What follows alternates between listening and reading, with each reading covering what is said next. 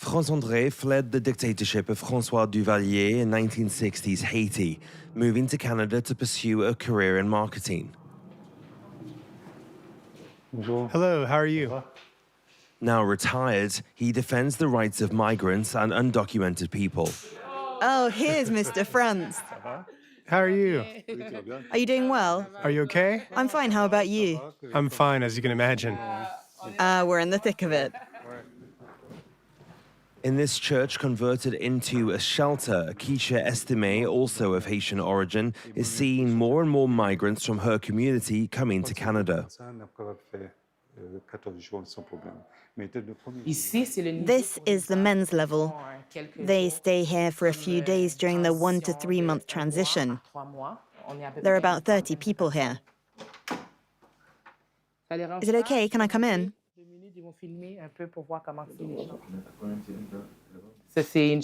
This is a room for 4 men. Some have left. It's a little more cramped, but it's something. Look at the Haitian flag, because they're here now.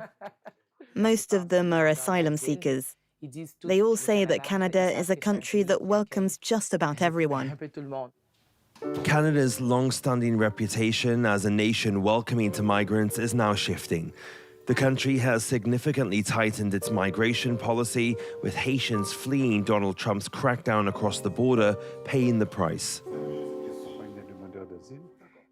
It's very important to understand that what I do is volunteer work, what we call unpaid representation. So there are certain things I can do that a lawyer can't do. Among other things, the discussions we're going to have. This father arrived alone from the US 3 days ago. He was there under the temporary protected status granted to Haitians after the 2010 earthquake in the country. Did you receive a letter or a notice saying that your TPS had expired? Yes, my permit, they gave me this for August 3rd. Okay, it's expired. According to the U.S. Department of Homeland Security, there are roughly 350,000 Haitians in the U.S. under temporary protected status. The White House wants them to return to Haiti, even though the island is considered extremely unsafe, even on the U.S. government's own scale of insecurity. The pressure is so enormous. I can't take it. ICE is everywhere. And I used to live in Florida. You know what Florida is like. Yeah. It's not good. I'm afraid of that because since I was a child, I've never experienced this kind of pressure or been handcuffed. Anyway, happy to help. Welcome to Canada. Well, thank you anyway. For most Haitians, Canada is no longer an option.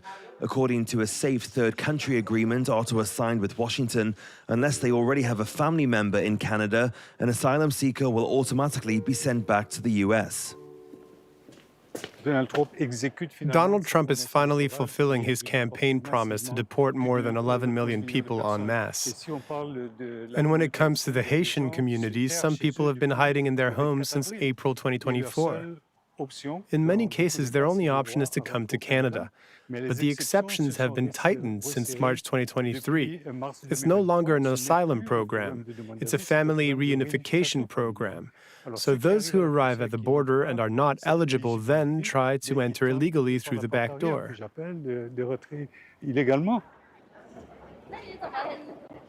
Despite a 45% drop in asylum applications year over year in 2025, this border crossing in southern Quebec is seeing twice its usual activity, with Haitian migrants making up the biggest diaspora. But under the agreement with Washington, 2,700 of them have been sent back to the US since January. The crackdown doesn't stop there.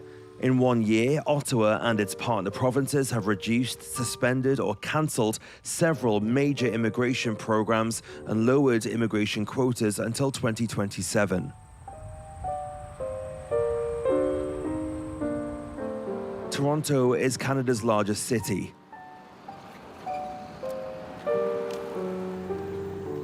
Nearly half of the people here were born abroad. Life in Toronto is very expensive right now. It's not affordable. Sultana Jahangir arrived from Bangladesh in 2005. get a job is right now is a golden deer. It's not so easy to get it. So you see before that there is some families, immigrant women, those who are skilled worker, the doctor, the engineer, waiting almost 2 to 3 years right now to getting job. Not only their professional field, also in the survival job. It's very hard. Retail sector, fast food sector, lost job a lot. Based in Scarborough, a working-class suburb of Toronto, she runs a support and guidance program for women from South Asia, where most of the immigrants here come from. Hey, Joanne, how are you? Yeah, good, Appa. Okay, so I came to pick up you to the work. Yeah. How's your children? How's your children? Are they going, hey, children, how are you? As in Montreal and Vancouver, the housing occupancy rate in Toronto is close to 100%. People often have to spend half their salary or more on rent. This is the kitchen. We are living in a 2-bedroom apartment, 8 people together. This is 1 bedroom that our family will live here. Juma Rani Paul invested all her savings and borrowed nearly 50,000 Canadian dollars, around 30,000 euros, to pay for her business management course in Toronto. Very hard time, right? Very hard time. We lost the childcare at the same moment. When he injured, that time our fee, childcare fee actually goes up, and we are not able to afford this. Back in Bangladesh, this 38-year-old mother was an accountant and her husband was a lawyer. When I applied for postgraduate work permit, I was frustrated because normal processing time was only 3 to 4 months. But it needs, but it needs 11 months for coming. That time our child benefit stopped and our SIN number got expired. So we faced lots of barriers. We don't have a health card that time.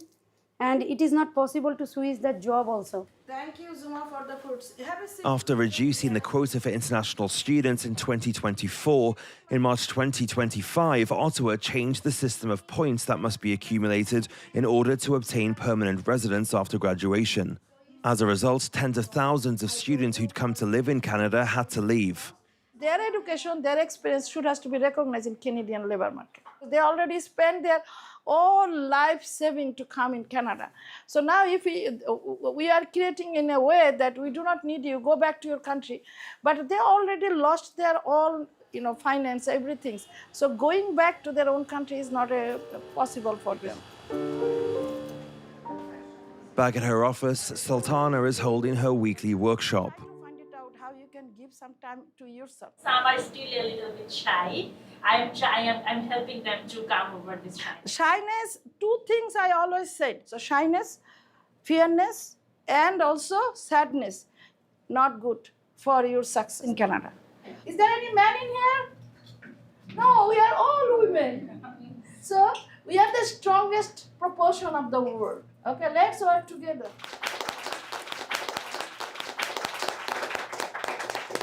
Thank you, everyone. After months of rampant inflation and a prolonged housing and services crisis in the country, immigrants from Sultana's program are also facing a new threat: rising racism and xenophobia in Canada. There's definitely been a surplus of hate for especially South Asian and specifically like people who might identify as Indian. There's been a surge online, so I actually have a video. And it's just, a specific cultural event. They have permits and everything. They're doing this all legally. And in the comments, it's just, this is so much, like right here. Imagine the smell. Their culture is just hard to be digested by the rest. There's been European cultural fairs here. There's been like, do you remember the Greek one? Yeah. And they do the same thing. They dance. Yeah, they put their, well, we accept it, right? But here they're doing the exact same thing. If we can accept other cultures, they should be able to accept us too. Yeah.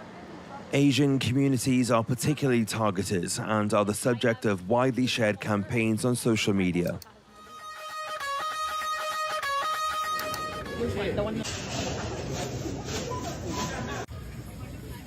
Too many Indians are in Canada, and I want you to go back. That is being coupled by a flip in public opinion. In 2019, more than 9 out of 10 Canadians considered immigration to be good for the country, placing Canada at the top of the 145 nations surveyed by Gallup. 5 years later, however, nearly 60% believe immigration is too high, with 4 out of 10 people believing there are too many ethnic minorities, a first in over 25 years. We will return overall immigration rates to sustainable levels. Immigration has been a topic of discussion in speeches by both the Liberal government and the Conservative opposition, while employers are urging Ottawa to keep foreign workers who are vital to the Canadian economy. Bonjour. Oui, ça va et toi? Bien, très bien. Oui. Back in Montreal, François is working on the case of a young Mexican woman whom he is helping to come out of hiding. I know it's not always easy, especially when you don't have an income. If she's caught working without a work permit, it could hurt her case. Y él también comprende de que el hecho de que estás trabajando como en la parte negra, o sea, diciendo ilegalmente. Because she's also been the victim of abuse, Sophia, a pseudonym, testifies with the assistance of a representative from the Coalition Against Sexual Exploitation. They pay by the hour. Do they pay you for the full 12 hours? Not always, no. If you work 10 hours, they'll pay you for 7 or 8. Sophia says, like most of her colleagues, she worked illegally as a cleaner in a hotel a few streets from here. Many work as cleaners. That's right, cleaning houses, shops, supermarkets, especially at night, and especially overtime. I've had to work more than 20 hours straight like that, non-stop.